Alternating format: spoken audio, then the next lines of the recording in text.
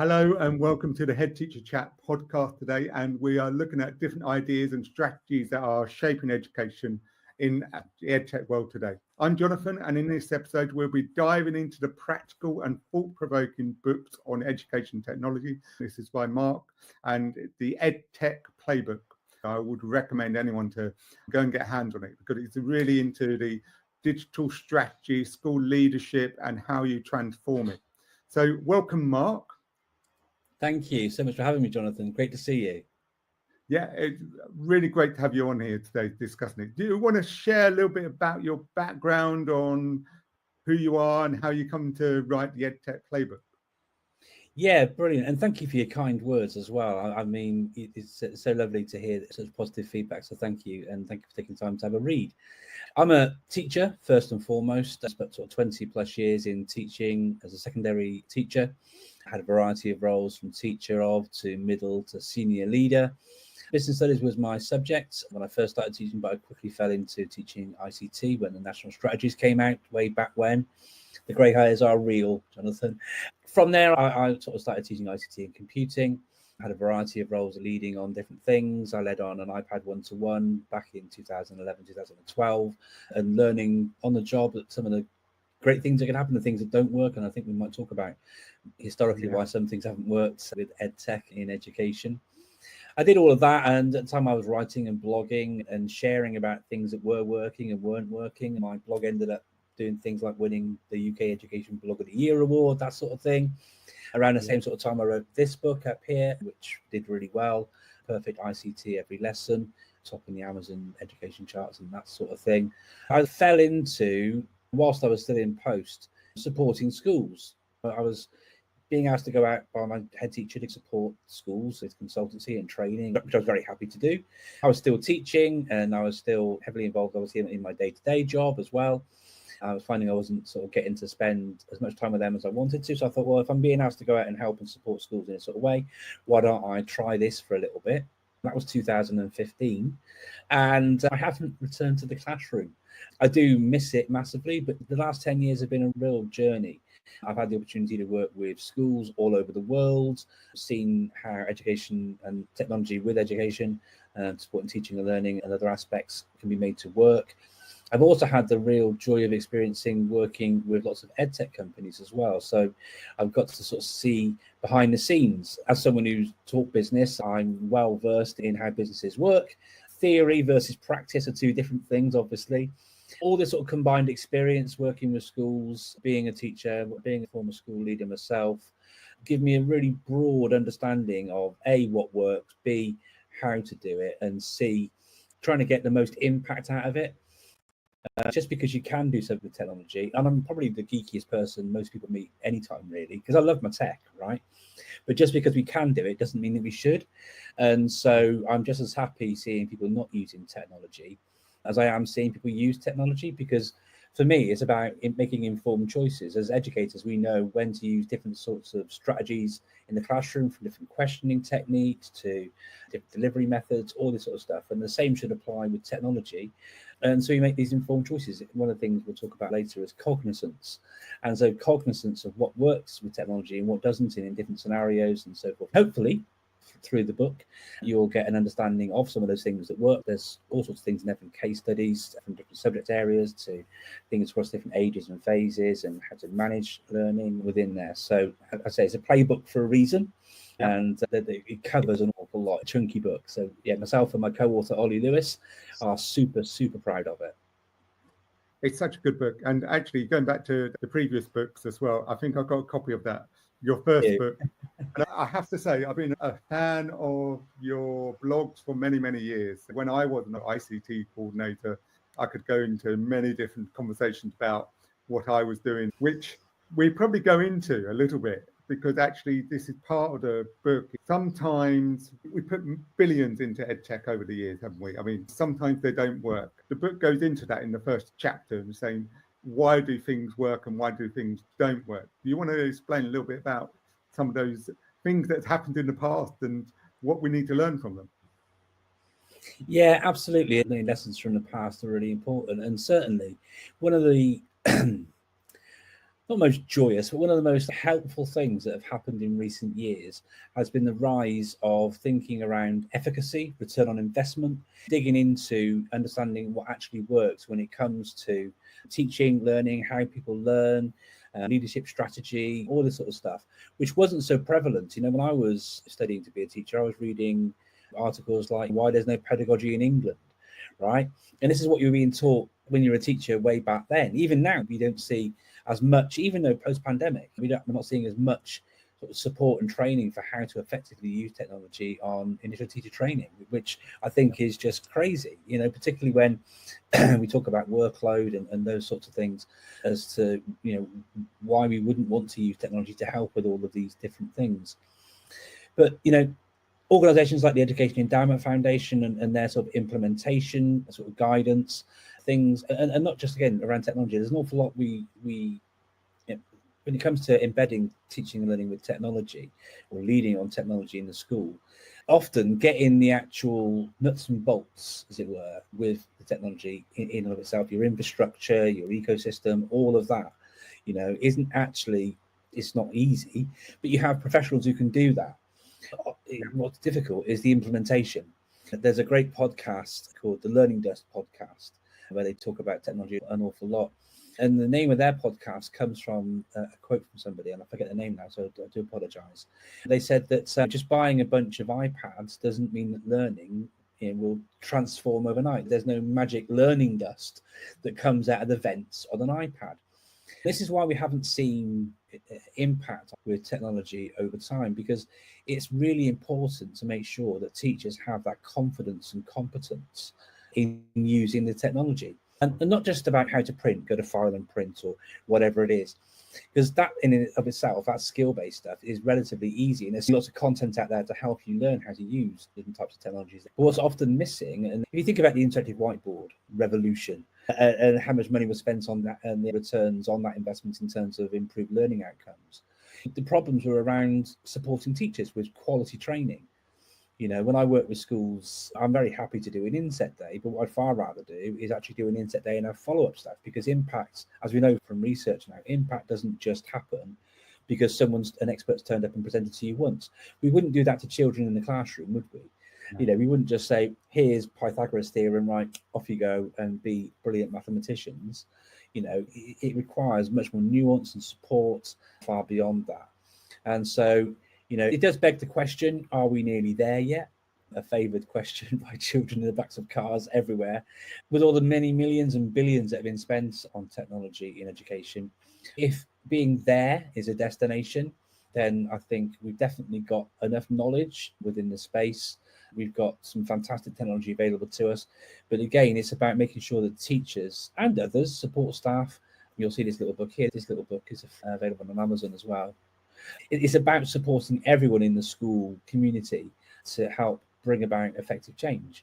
I think that's what we've been missing in the past, so in really thinking about what happens between the laptop and the chair, or the interactive whiteboard and the teacher desk. How can you support people with strong change management processes so that they feel confident and enabled to make choices? Teachers haven't had the right support. When you factor in the cost of technology, it isn't the cost of the actual device. You need to add a good 20, 30, 40% more on top of that to build in that difficult thing that teachers need, which is time. Time to play, time to get hands-on, time to consider how to use, the tool so that it helps with teaching delivery. Take PowerPoint, for example. Easy to learn how to use PowerPoint, but how do you use PowerPoint to help children learn in the classroom? How do you use PowerPoint to dual code your lesson, dual code your resources? How do you use PowerPoint to provide multiple means of expression and engagement in the classroom? How do you use PowerPoint to so forth and so on? And the one thing I always noticed from your book as well, and it actually relates to what we do at HeadteacherChat, is about school culture and strategic planning. And actually, these are the main focuses of what you focus on and what we focus on, because actually you can implement something, but you've got to have it embedded in the school and to make it work. And we know, I talked about it before, and sort of like we have a cupboard of doom in a school with all the IT that hasn't worked in the last 20 years. Sometimes I go into schools and you go discovered and you go, oh, all these lovely devices, that there wasn't a clear strategy of what to put them in bed. And you said about the iPads, we see that quite often actually. So if you have 30 iPads, what's the plan around it? Well, what's the culture that you're trying to do? And you're, in some ways, the focus of the book is about school culture and strategic management, and actually using technology to support that. Something you mentioned is that technology is often a mirror, not a fix. Do you want to elaborate a little bit more about that? Technology won't fix the system, it just actually wanting it to support the system. Yeah, no, absolutely. You touched on it in what you shared then a second ago, actually, Jonathan, because culture and strategy are super, super important. A former colleague of mine, Dr. Zoe Elder, who now works at ASDAN, wrote a great book called Full On Learning, and she's still a very good close friend to this day. She prompted me and got me really thinking way back when, and continues to do so with her work. But she said to me, when we're looking at technology, ask yourself that question, so what?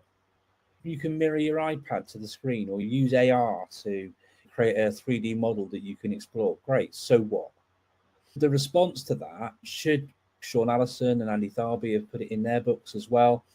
And if it's about flipping it so that you go, well, I've said it there. I say, so what? The thinking should be, so that. So if you're thinking about, I can do this, I'm able to do that, I'm able to do the other, and flipping that is really important, because teachers are time poor, right? So they need to understand, what's in it for them, what are the benefits to them, what will the benefits be to learning. And I've got 3 sort of North Stars when it comes to thinking about technology. If the technology you're looking at doesn't help you either, with your teaching or with their learning or with reducing your workload, then what's it actually for? Now, there are some tools that are really useful, and we'll talk more later about the broader importance of technology outside of the classroom, how it can have an impact on supporting lots of other things within your school space. But generally speaking, if you can focus on those sort of 3 North Stars, does it help your teaching? Does it help their learning? Or will it help reduce my workload? If off the bat it isn't going to actually help one of those 3 things, or if not more, ideally more than just the one, then so what? So having that real, and like I say, I'm probably the geekiest person you're going to meet. I mean, if you're watching on camera, you'll see right now I'm holding up, a little Pokemon little device. Here's my PlayStation controller. These are just things that are just, within reach, right? Yeah. But just because I'm into these things doesn't necessarily mean that we should be using them for teaching and learning. Just because some technology exists doesn't mean that we should be. So having that critical lens, because just like I show my own children when they want to buy a new skin on Fortnite or whatever it is, I say to them, you can only spend that money once. And so, if you're going to spend the money, and with schools, it's often public money, or money that's been entrusted to you through the fees that are paid into your school, you really do need to think carefully about the bang for your buck in terms of what you're going to get out of that. And again, if you can focus on those sort of 3 key areas, that'll be a good starting point. You've seen so many things that come along, and they're the in things at this time, and actually then you spend loads of money on it. Yeah, and thinking about it in another sense of sort of like the strategy part of it, you talk a lot about the models and frameworks, and actually how they can support school leaders, essentially. Yeah. How they can make these frameworks work. And you talk about TPAP and your 5 Cs as well. Why are the frameworks relevant to school leaders? Well, they're relevant for a bunch of reasons. And if I talk about the 5 Cs to start with, and then work back, okay, about how the 5 Cs approach came about, because again, it links into change management, and there's a great model that's shared which sort of feeds into this as well. If you don't consider these things, then what are the alternative when it comes to rolling things out? Because the alternative is, if you don't consider all the aspects that we're going to talk about in a second, then you're likely to cause problems. Consider training, then there's going to be people being not only frustrated but anxious about using technology. If you don't have a really clearly articulated vision for what technology use in your school might look like, then there'll be confusion. and false starts, and people don't know where to get going with it. If you don't actually measure your impact, then how do you even know if you've been successful? So forth and so on. The 5 C's approach is inspired by a bunch of different things. There's a great model about teacher confidence and competence by someone whose name will come back to me in a second. In there, they talk about ranging from being sort of really scared at the beginning, right through to having some training and impact and some real innovation at the far end. And the key part of that is around making sure that teachers have that confidence and competence. I had a great conversation this morning with Julie Carson, the Director of Education for the Woodland Academy Trust, and she was explaining the exact same thing. You want to create a culture where teachers feel like they can take risks, where they can actually play, gain that confidence. Because if you feel like you can't actually use this stuff and get it wrong, then you're not going to develop those skills over time. And it's not about expecting everyone to be, a super technology literate person straight away. And so providing those scaffolds and time for staff to reflect on those different things can really help bring about that confidence and competence, the first 2 C's in the 5 C model. The next thing is in the 5 C's is cognizance. Now, another model you mentioned is TPAC. TPAC is the technological pedagogical content knowledge framework developed by Kohler and Mishra. And that model, essentially, it's developed from Schulman's PCK model. So many of you will know the pedagogical content knowledge model that comes together. Good teaching and learning is generally thought of as being when you combine what you know about teaching with your pedagogy and what you've got to teach in your specialist subjects with your content. And Kohler and Mishra said, well, that's great, but what about technology and how does that fit into the mix? Okay, and so technology is a third domain. Technological knowledge is the third domain at the top there. But it's not about, and the thing I've always loved about TPAC, Jonathan, is that it's not about using more tech. It's about knowing when it's right. It's about knowing when it's right to or not to use technology. Okay, and their quote is, because sometimes that's the best option, right? Because sometimes technology isn't the right thing to do. It's not going to add any benefit to it. I think I see some of these, AI generated images in ChatGPT's new image generator, and they look amazing, right? But ethically, if 500 milliliters of water, they estimate to cool the processors on an AI in a data center to cool the processors, is using that tool the right tool for the job? It looks great, but does it give you? Because I'll tell you what, it's not often I get an exact image that I want straight away or a correct output. So is that the right tool to use? Because actually, as I'm sure you've experienced yourself, using a large language model can sometimes be a bit of a rabbit hole. You go down that rabbit hole and, so I absolutely love AI and don't think I'm sitting here being some sort of AI basher. I'm absolutely not. I use AI tools daily. But the technological knowledge bit in TPAC is all about making sure you've got cognizance of what works. Because whilst AI is a great tool and can do an awful lot of things and be super brilliant, sometimes it's not the best tool. Because sometimes actually a Google image search might actually be better, quicker, less environmentally impactful, more ethically sourced, and you find the image and do it that way. And so that's where the cognizance, the third C, comes in on TPAC. Then when you're thinking about strategy, every different subject area will have nuances. In science, some teachers might use things like PhET Sims. In maths, they might use GeoGebra. In English, different tools for different subjects. But there are some commonality tools that base around your ecosystem and the general tools for teaching and learning that everybody will use regardless of subject. And so it's important if you want EdTech impact to work at scale for you to have some consistency across that whole piece. So you've got confidence and competence, people know how to use it and know how to use it well. You've got your technological knowledge, which helps bring cognizance, so you know when to use it.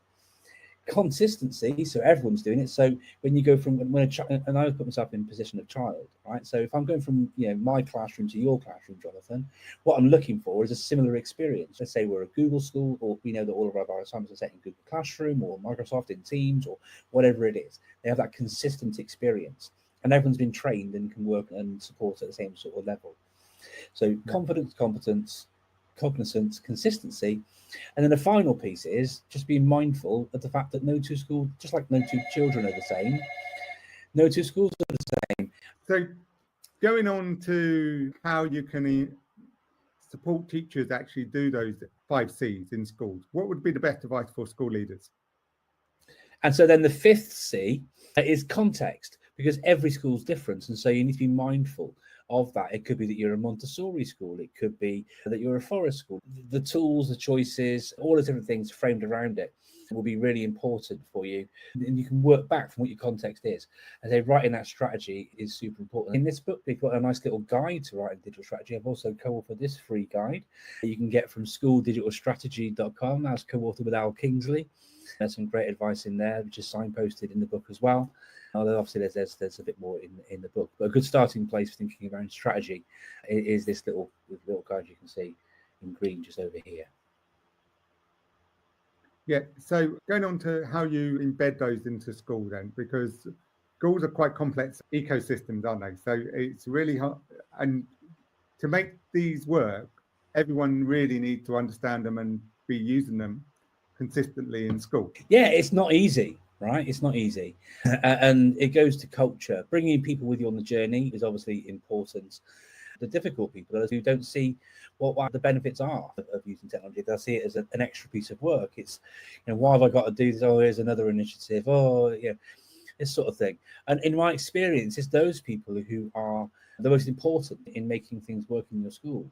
So spending time with them and understanding, because technology can help in so many ways. And if you think about those 3 North Stars about helping with teaching, their learning, or reducing workload, go into a conversation with people who aren't going to find it that easy, or through a staff survey have highlighted that they're worried about it or concerned about it. As a leader, you know your staff anyway, right? But ask them, what are your pressure points? What are the things that you think are going to be an issue for you on a day-to-day basis? And from that conversation, you can then look at the tools that you have available within your ecosystem and support them using those tools that can have a big impact and a big benefit. My advice would be they're often scared of technology as well, so don't try and give them 25,000 ideas like they've just come out of a teacher meeting, their head's about to explode, right? Run through sort of 3 or 4 with them after you had the chance to hear what the pressure points are. Give them 3 or 4 and then get them to focus on one of those things, because confidence builds confidence. Starting by raising people up from the bottom, build that strong foundation and move it on from there. One of the things we talk about in the book as well is marginal gains theory. And there are no silver bullets in education. Good technology used to have an impact. It isn't like AI or the VR or the really sort of sexy sounding things. It's actually often just good practice. So little things, for example, like keyboard shortcuts. If you could add 5 new keyboard shortcuts today to your practice and you became confident in using those all the time, over the course of a day, you might save yourself 10, 15, 20 seconds, let's say, right? But let's say you added another 10, that goes up to 30, 40 seconds a day. Do that 5 days a week, 6 weeks in a term, let's say, some a bit longer, some a bit shorter, at 39 weeks in a school year. How much time will you have saved just from adding 5 to 10 keyboard shortcuts into your repertoire? It's amazing. And it doesn't have to be big and scary. And again, simple things, right? People, and I still can't believe this sort of tip lands as well as it does. But when you're running a presentation, okay, pressing B on your keyboard, it will make your presentation go black, right? So your students' attention is straight back on you. How much time is lost with children not sort of paying attention and coming to you when they need to? Little things that you can add into your repertoire, when you add them together, can help make that big difference. So again, marginal gains, working with those really low-hanging fruit, with those people who might be your naysayers. I find they end up becoming your strongest advocates. And so, supplying that, thinking about things like I mentioned before, the education endowment foundations, guidance around implementation, focusing on the mechanisms of support, all that sort of stuff, again, is really going to be super useful, because whilst technology might seem as a little outlier, actually some of the principles you'll consider when implementing technology are the same ones as you might consider when you're bringing in like a new school uniform or a new teacher planner or a new GCSE or all those different things, and focus on the details and supporting those people who are most likely to be quite scared about what this might mean coming into your school. And that leads on to the next bit, is sort of like AI conversation, because there's a lot on AI. I went to the Canva event recently, and they got a new amazing tool of how to use AI within Canva to create loads of images, the chat GPT's new image creator. So there's loads of things on that. And we were talking about it before, but actually it is changing rapidly. And you mentioned this in the book, and so like, how do we protect ourselves, number one, because there's a lot of protection we need to do, and what do we need to be careful of in this AI? Because I've been in EdTech for a long time, and that transformed everything. But actually what it did, the wealth of information, there's so much more information out there that you had to then decide what is the right information. Is AI going to be similar to that or not? Well, the thing is, right, in many ways, AI and has been transformational, right? And whether we like it or not, our children are using it. Okay, my own children use it to help them, and I can share some examples. So maybe I won't on this occasion, but children need digital literacy, and knowledge about how to be a good digital citizen. As educators, we've long supported, citizenship, developing character, all of these different things. And so supporting children with doing that in an online space is super important. One of the things inside the book, there's a outline for a primary digital cognition curriculum. It's what I call, instead of those 5 C's of the 5 C's of digital cognition, you can apply them to thinking for the curriculum for a new approach to computing, which brings in digital literacy, citizenship, AI literacy, and computing into one place and space. As an educator, we could spend hours going through all the things to be mindful of around this topic, Jonathan. But at central level, the first thing we need to make sure is whatever tool we're using, we need to be mindful of intellectual property. We need to be mindful of safeguarding, data privacy, GDPR, all these different rules. If you're using AI as a teacher, is it a tool that's actually been approved by your central team in your school, by your central network manager team? Every tool you use in education should go through what's called a DPIA, a data protection impact assessment. So if you are using Claude, Gemini, ChatGPT, whatever, at home as a large language model, or a tool like Gamma or Canva to make presentations, make sure that you aren't putting any sort of personally identifiable information onto them, and make sure that you're mindful of what is there. And the important part of it as well is thinking around things like bias, because all these tools have learned from scraping the internet. And the truth of the matter is, unfortunately, that as a race, humans are racist. They're biased. They are ageist, sexist, misogynistic, And so lots of these different systems have that sort of bias built right into them. So checking the output. If you've used a system internal, let's say you're using Microsoft Copilot, which has gone through that DPIA process, you're a Microsoft school, and you ask Microsoft Copilot to draft an email to a parent, which you can do because the data protection impact assessment is highlighted that it meets GDPR requirements, and you can use it for that particular purpose. But are there any biases actually in what it generates? Sending that email or that letter to that parent, if there's a mistake in there and the parent ends up complaining back to the school, you can't, as a teacher, go, "Oh, sorry, AI did it, not me." The buck stops with you. So lots of educators are concerned about outsourcing to AI. Take this, and we talked about this before we recorded, but imagine that as a teacher, your lesson plan has been made by AI. You've delivered that lesson to children. They complete an assessment in class, which has been created by AI because you've gone to YouTube, you've got a transcript, you've popped it in, you've had to make a low-stakes quiz to tech learning end of the lesson. Children have done it. And then you set a homework. Let's say it's a Teams assignment where you can use Copilot to help you generate the assignment. Children go home, and children will be children. They're using AI to actually do the assessments. And then that finishes, and it comes back into you, and then you're using AI to mark it and give feedback to the students as well.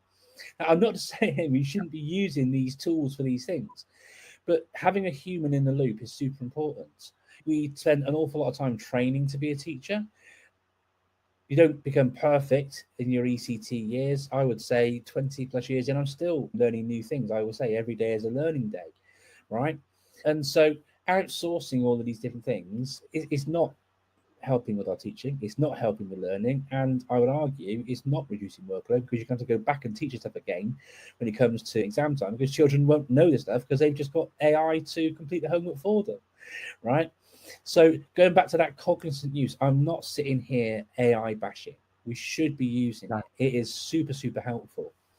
But Dylan Willem, John Hattie, and Aaron Hamilton wrote a paper, 13 things about AI and things we can do to mitigate the risk. One of the things they share in there is about how novice teachers, will become less skilled even when they use AI, because they can't interpret the results. They can't improve the output. They haven't got the knowledge and skills and time under their belt, as it were, to interrogate it and improve and iterate outputs and things. And so they become less skilled over time. Okay. When I'm delivering this stuff and sharing with schools, the image I use to represent this, you've seen the film WALL-E? Have you seen that film? Yeah. Where they're on the spaceship and they're floating around on their, and AI is just running everything for them. That's, for me, is the novice teacher who's using AI and isn't checking stuff out and so forth and so on. The flip side of it that Hattie and Hamilton talk about is expert teachers, people who have been in education for a long time, so that when an AI spits out a result, they know whether or not it's correct. They can work with the AI to improve it, to develop it further, all those different things. And so in their report, they write about how expert teachers will become elite because they're riding the machines. They know how to interpret, they know how to interrogate, they know how to improve outputs even further, and they become even better. So knowing what we know about supporting teachers, why aren't we looking then at triads, coaching, opportunities for those expert teachers to work with ECTs, so that, going back to that, outsourcing is not for me, really, but using it as like an intern to go away and support you and help you is a great approach. And one bit of research that I found after I'd written the book with Ollie, unfortunately, but I've been sharing about it on my LinkedIn and my blog and things. There's an approach you can use to run simulations on the outputs. So it's a four-step process.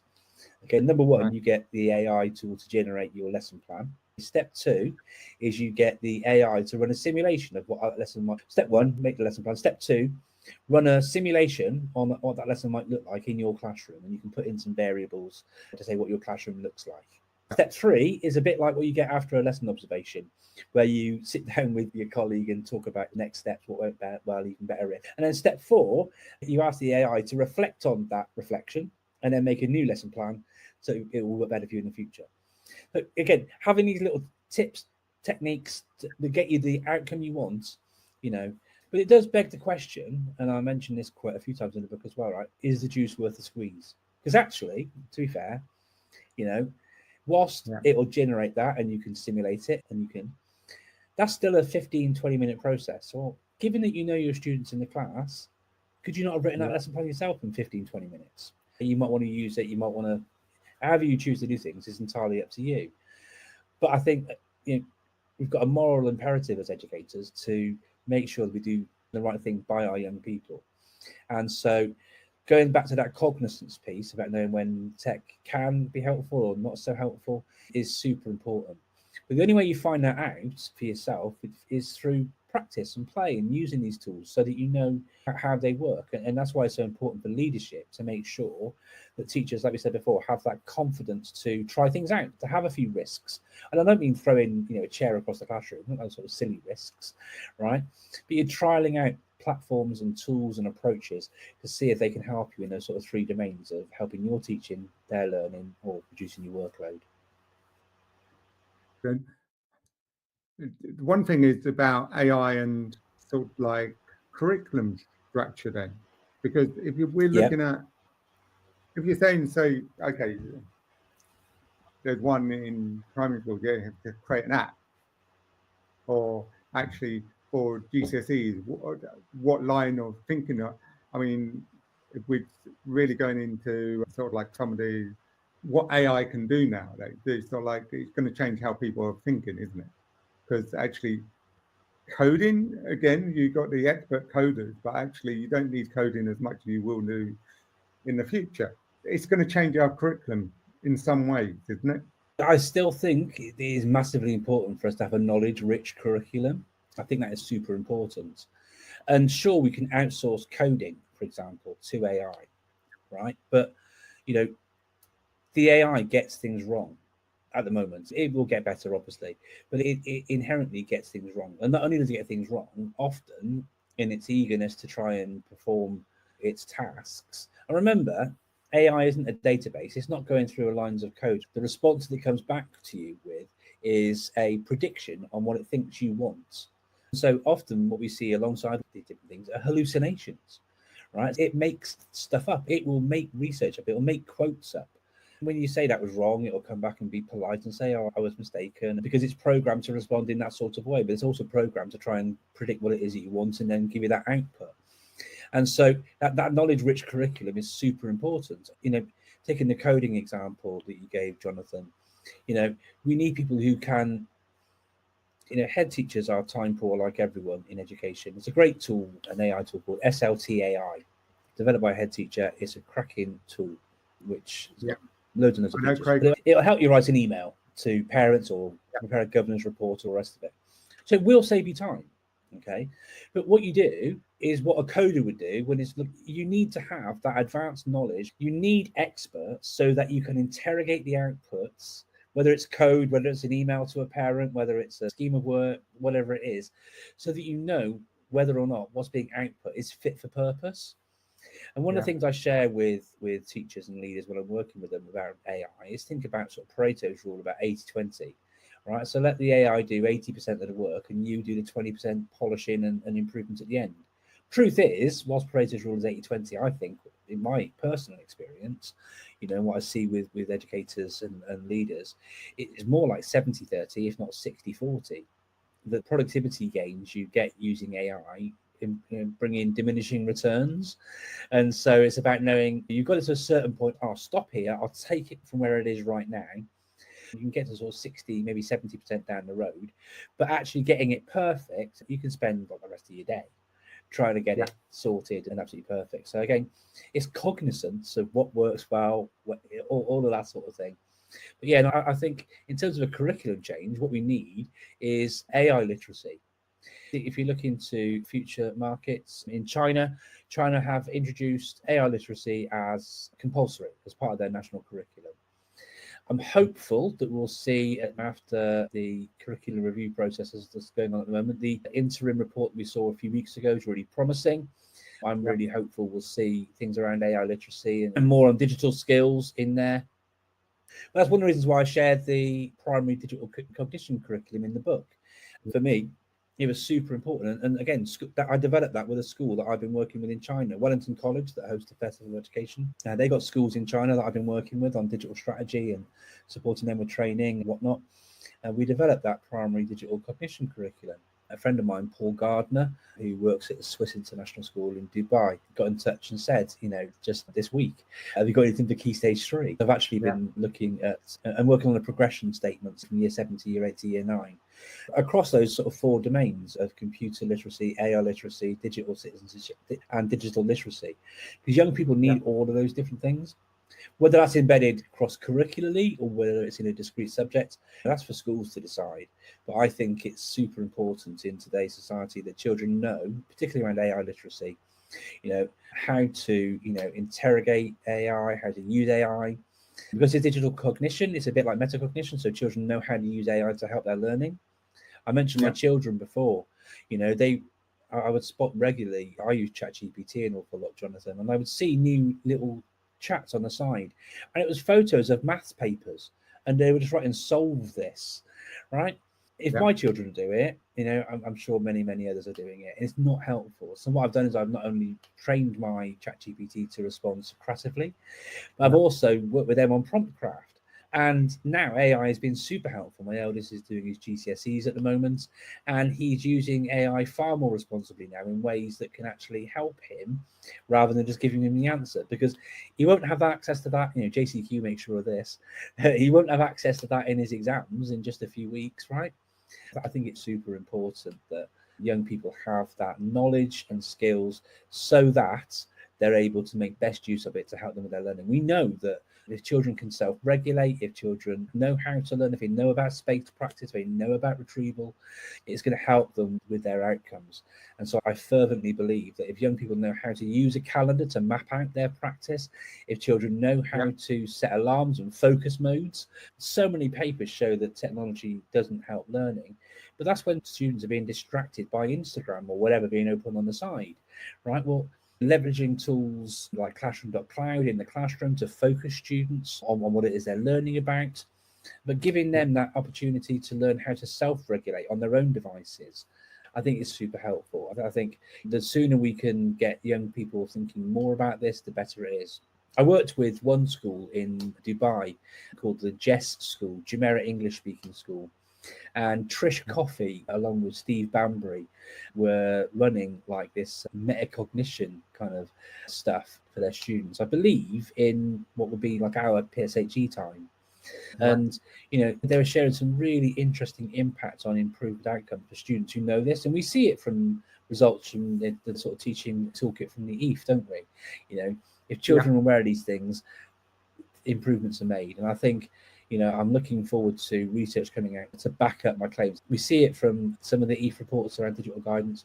I'm hoping we see some more about when children know how to use this stuff well, then they will have improved outcomes. Just like we see from teachers.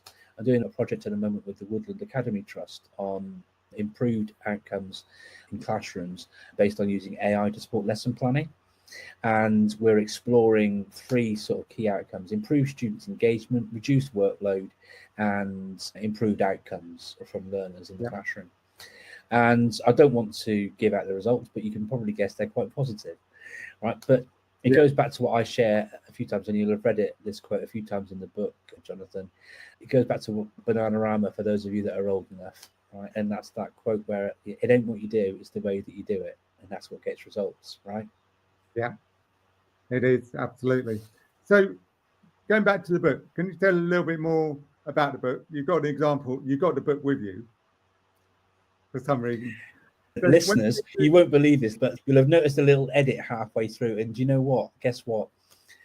My copy of the book actually arrived during the recording of this podcast with Jonathan. I was like absolutely overjoyed. So yeah, I do have a copy of the book now finally. So if you can see that I'm beaming, that's the reason why. Sorry for jumping in there, Jonathan. That's all right. So when's it going to be released? Well, I'm pleased to say we've got the geekiest date in the diary, May the 4th. If you don't get the Star Wars reference, then don't worry, that's fine. But yeah, May the 4th, it is a Sunday. Watch my socials. I'm going to be having a launch event live online with myself, my co-author Ollie Lewis, and we've got other guests on there like Al Kingsley coming on and joining us, sort of sharing their insights and thoughts. The other thing I share about the book is obviously it's got plenty of experience. If you combine mine and Ollie's experience in education, you're looking at sort of 40 plus years.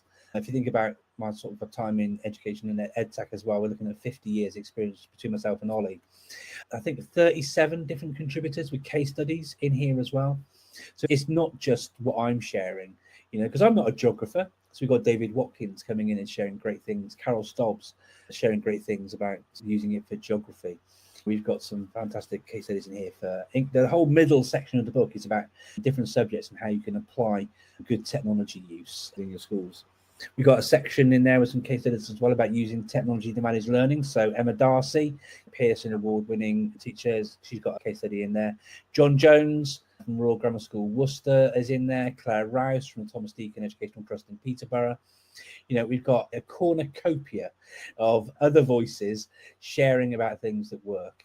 And there's other stuff in the end of the book as well about data privacy, managing that, safeguarding, online safety, working with EdTech vendors. We called it a playbook for a reason because there's so much in there, and we hope you find it a really useful, helpful book. Yeah, and it's also about Twitter, X, and LinkedIn in there, who's to follow, and all those sort of things as well. And we could have another conversation another time about that. But just sort of like briefly, Quality now have moved over from Twitter to LinkedIn, and you're sharing more of your things. And recently you shared an AI policy as well for people to download us. I worry about schools that don't have policies. Important. If you haven't got an AI policy, don't worry, because you can cover off an awful lot of the things you should be sort of talking about inside other areas. For example, your accessible use policy. It might be that you've got a teaching and learning policy, curriculum policy. You could make it sort of thing, assessment policy, different things, academic integrity, academic honesty.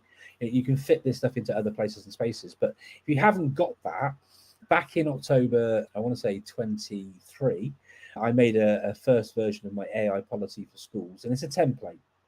Okay. Yeah. A few key things have happened.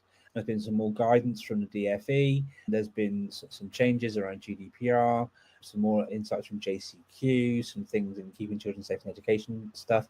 So back a month or two ago, I generated a new AI policy templates for 2025. So yeah, if you'd like that, again, free. I don't collect your email address. Either head over onto my LinkedIn, or it's also obviously available on my website, ictevangelist.com, as are all the resources I share for free. So if you're new to AI, for example, I've got an AI almanac for educators for 2025 with all the key terms, what they mean, what they might mean for you in your school, that sort of thing. I've got these little books that you can see. I've got one for teachers, and there's like 16 different subjects in there with like 15 prompts to help with different resource creations inside there as well. I've got that for teachers, for stuff for middle leaders, stuff for senior leaders, and those are 3 separate books.